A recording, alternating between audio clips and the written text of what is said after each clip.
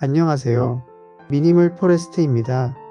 오늘도 마음의 짐을 잠시 내려놓고 이 고요한 숲 미니멀 포레스트를 찾아주신 여러분을 진심으로 환영합니다. 숲의 공기는 어제보다 조금 더 맑고 나뭇잎 사이로 비치는 햇살은 더 깊어진 것 같습니다. 여러분의 지난 한 주는 어떠셨나요? 머릿속으로는 수많은 계획을 세우고 가슴속으로는 뜨거운 꿈을 꾸었지만 정작 손과 발은 그만큼 움직이지 못해 답답함을 느끼지는 않으셨는지요? 우리는 누구나 더 나은 삶을 원합니다. 하지만 원하는 것과 이루는 것 사이에는 깊고 넓은 강이 하나 흐르고 있습니다. 그 강의 이름은 바로 실천입니다. 많은 이들이 강가에 서서 물살을 바라보며 고민만 하다가 돌아섭니다. 아직 준비가 덜 됐어. 물이 너무 차가울 거야. 나중에 더 좋은 배가 생기면 건너자. 그렇게 우리는 수많은 이유를 대며 안전하지만 변화가 없는 이쪽 기슭에 머무릅니다. 오늘은 그 강을 건너는 용기, 바로 행동하는 삶에 대해 이야기 나눠보려 합니다. 생각이 깊은 것은 미덕이지만 행동이 없는 생각은 종종 우리를 더 깊은 늪으로 끌고 들어갑니다. 고민은 하면 할수록 눈덩이처럼 불어나지만 행동은 하면 할수록 고민을 깃털처럼 가볍게 만듭니다. 오늘 이 시간 위대한 성각자들의 삶과 지혜를 빌려 여러분의 무거운 엉덩이를 일으키고 망설이는 손을 잡아 이끌어드리고자 합니다. 생각의 숲을 지나 행동의 들판으로 나아가는 여정 지금 시작합니다. 독일의 대문호 요한 볼프강 폰 괴테는 그의 역작 파우스트에서 인간 구원의 문제를 다루며 아주 의미심장한 문장을 남겼습니다. 주인공 파우스트는 요한복음의 첫 구절인 태초에 말씀이 있었다를 번역하다가 고뇌에 빠집니다. 그리고 그는 펜을 들어 과감하게 이렇게 고쳤습니다. 태초에 행위가 있었다. 괴테는 알았던 것입니다. 세상을 창조하고 변화시키는 힘은 말이 아니라 구체적인 행위에서 나온다는 것을 말입니다. 말은 공기 중으로 흩어지지만 행위는 땅에 발자국을 남깁니다. 괴테의 자신도 바이마르 공국의 재상으로 일하며 행정가로서 치열하게 살았고 80세가 넘는 나이까지 펜을 놓지 않고 글을 썼던 실천가였습니다. 그는 지식만으로는 충분하지 않다. 적용해야 한다. 의지만으로는 충분하지 않다. 실행해야 한다고 역설했습니다. 여러분의 태초, 여러분의 하루는 무엇으로 시작됩니까? 해야 하는 데라는 막연한 말씀입니까? 아니면 이불을 박차고 일어나는 명확한 행위입니까? 현대 미술의 거장 파블로 피카소의 작업실로 가보겠습니다. 그는 90세가 넘는 생애 동안 무려 5만 점에 달하는 작품을 남겼습니다. 사람들은 그에게 묻습니다. 당신의 그 끊임없는 영감은 어디서 옵니까? 많은 예술가가 영감이 떠오를 때까지 기다립니다. 완벽한 아이디어가 하늘에서 떨어지기를 기다리며 빈 캔버스 앞을 서성입니다. 하지만 피카소의 대답은 달랐습니다. 영감은 존재한다. 하지만 영감은 당신이 일하고 있을 때 찾아온다. 이 말은 우리에게 큰 충격을 줍니다. 우리는 영감을 받아야 행동할 수 있다고 믿지만 진실은 정반대입니다. 붓을 들고 선을 긋는 순간 그 행위가 영감을 불러일으키는 것입니다. 행동이 먼저고 감정과 의욕은 그 뒤를 따라오는 손님과 같습니다. 청소를 하기 싫어도 일단 걸레를 들고 닦기 시작하면 어느새 깨끗해진 방을 보고 기분이 좋아지는 것처럼 모든 위대한 성취는 일단 시작하는 행위 속에 숨겨져 있습니다. 혹시 지금 완벽한 타이밍을 기다리고 계십니까? 피카소는 말합니다. 붓을 들지 않으면 영감의 신은 결코 당신의 문을 두드리지 않을 것이라고요.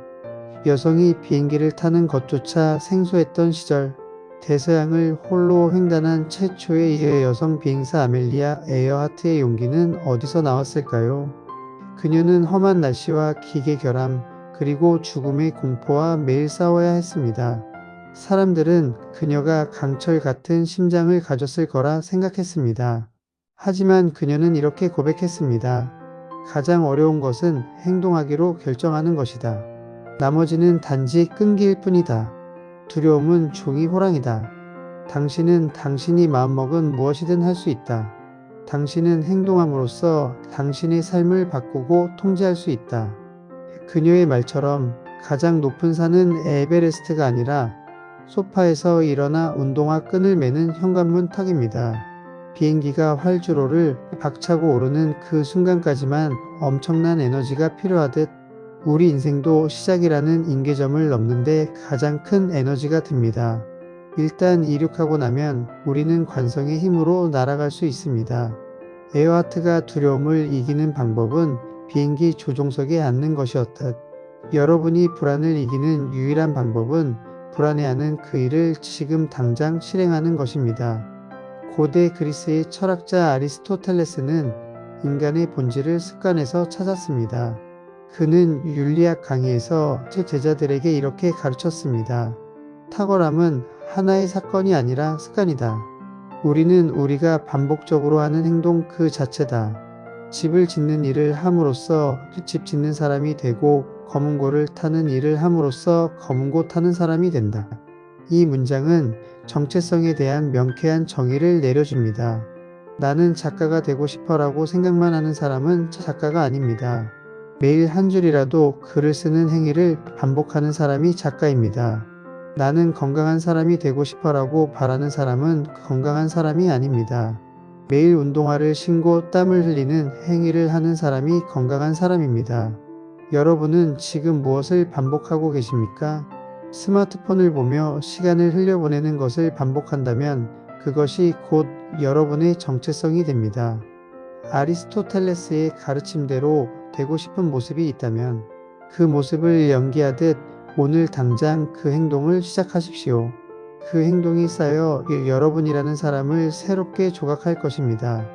전쟁터의 참혹함 속에서 등불을 들고 다녔던 백의의 천사 플로렌스 나이팅게일의 삶은 실천 그 자체였습니다.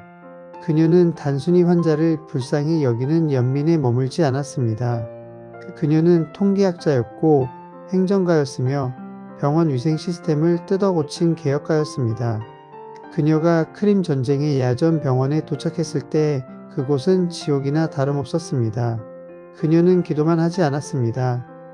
그녀는 직접 소를 들고 피 묻은 바닥을 닦았고 썩은 붕대를 빨았으며 군 당국과 싸워가며 환자들의 식단을 바꿨습니다. 그녀는 훗날 성공의 비결을 묻는 이들에게 이렇게 단호하게 말했습니다. 나는 변명을 하지 않았고 변명을 받아들이지도 않았다.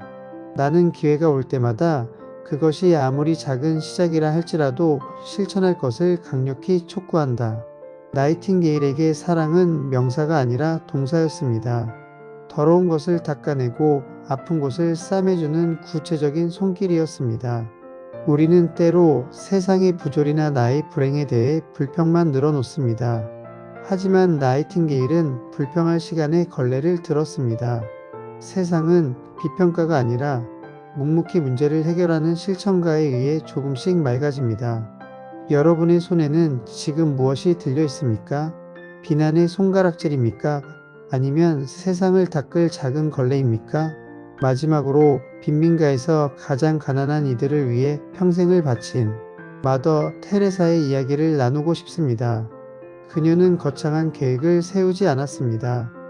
그저 눈앞에 쓰러져 있는 한 사람을 안아주었고 배고픈 한 아이에게 빵을 나누어 주었습니다.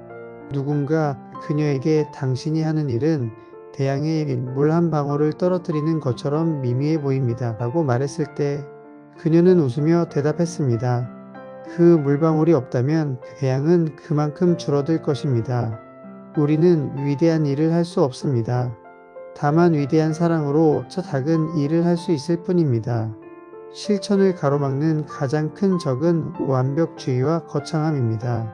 세상을 구하겠다는 거창한 목표는 우리를 압도하여 아무것도 못하게 만들지만 오늘 만나는 사람에게 따뜻한 미소를 짓겠다는 작은 목표는 당장 실천할 수 있습니다. 마더 테레사는 사랑을 철학적으로 논하지 않고 지금 당장 내 옆에 있는 사람의 손을 잡는 것으로 실천했습니다. 여러분이 생각하는 실천이 너무 거대해서 부담스럽다면 그것을 아주 잘게 쪼개십시오. 그리고 지금 당장 할 수 있는 가장 작은 조각 하나를 집어 드십시오. 그것이 기적의 시작입니다.